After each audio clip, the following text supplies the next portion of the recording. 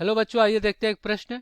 यदि cot theta बराबर 7/8, तो पहला पार्ट है कोष्टक में 1 माइनस साइन थीटा गुणे 1 माइनस साइन थीटा बटा 1 प्लस कॉस थीटा गुणे 1 माइनस कॉस थीटा, और दूसरा पार्ट है कॉट का वर्ग थीटा का मान निकालिए। तो हम क्या करेंगे, इसको हल करने के लिए मुख्य अवधारणा लिखेंगे। चलिए यहाँ पे लिखते हैं मुख्य अवधारणा। तो ये क्या होगा इस प्रश्न के लिए? तो सबसे पहले तो यहाँ पे हम एक त्रिकोणमितीय स्वरूप समका लिखेंगे।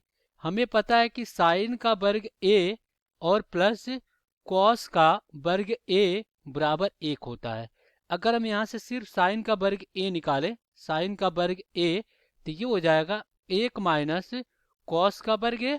अगर हम यहाँ से कॉस का वर्ग a निकालें, कॉस का वर्ग a, तो ये हो जाएगा 1 माइनस साइन का वर्ग क्या हो जाएगा, a हो जाएगा।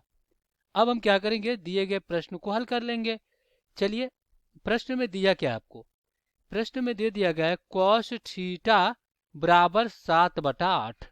अब हम क्या करेंगे, पहले पार्ट को हल करेंगे पहले। तो ये क्या है, 1 प्लस साइन थीटा, और गुणे में क्या है 1 माइनस साइन थीटा, और पुनः नीचे क्या है आपका, नीचे है 1 प्लस कॉस थीटा, और फिर गुणे में क्या है 1 माइनस कॉस थीटा। अब हम क्या करेंगे, यहाँ पे एक और स्वरूप समका लिखेंगे। हमें पता है कि a का वर्ग माइनस b का वर्ग बराबर होता है a प्लस बी ए कोष्ठ में, और a माइनस बी ए कोष्ठ में होता है। ये आपका स्वरूप समका होता है। तो इस प्रकार यहाँ पे क्या हो जाएगा, यहाँ पे हो जाएगा 1 का वर्ग 1 हो जाएगा, और माइनस साइन का वर्ग थीटा, और बटा में 1 माइनस कॉस का वर्ग थीटा।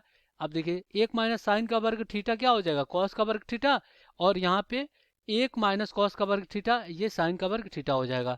तो इस प्रकार ऊपर क्या आ जाएगा, कॉस का वर्ग थीटा, और नीचे क्या हो जाएगा, ये हो जाएगा साइन का वर्ग थीटा। तो इसको हम क्या लिख सकते हैं, कॉस थीटा और बटा में साइन थीटा, और इसके पूरे का वर्ग लिखेंगे। कॉस बटा साइन क्या होता है, कॉट होता है। तो यहाँ पे लिखेंगे कॉट थीटा, और इसका क्या हो जाएगा, पूर्ण वर्ग हो जाएगा।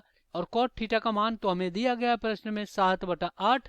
तो जब यहाँ पे रखेंगे 7 और बटा में 8, इसका क्या हो जाएगा, वर्ग हो जाएगा। तो देखिए 7 का वर्ग कितना 49, और 8 का वर्ग कितना हो जाएगा 64 हो जाएगा। तो ये आपका आ गया पहले पार्ट का उत्तर। अब हम क्या करेंगे, दूसरे पार्ट को हल करेंगे। तो दूसरा पार्ट क्या है, यह है कॉट का वर्ग थीटा। तो देखिए हमें पता है कि हम लिख सकते हैं कॉट का वर्ग ए को लिख सकते हैं कॉट ए का पूर्ण वर्ग लिख सकते हैं। तो इस प्रकार ये क्या होगा, देखिए इस प्रकार ये हो जाएगा कॉट थीटा का पूर्ण वर्ग, और यहाँ पे कॉट थीटा क्या है 7/8, तो ये हो जाएगा 7/8 का पूर्ण वर्ग। तो देखिए 7 का वर्ग कितना हो जाएगा 49 हो जाएगा, और 8 का वर्ग कितना हो जाएगा 64 हो जाएगा। तो इस प्रकार हमने क्या किया, दूसरे पार्ट को हल कर लिया। आशा करते हैं बच्चों ये प्रश्न आपको समझ में आया होगा। धन्यवाद।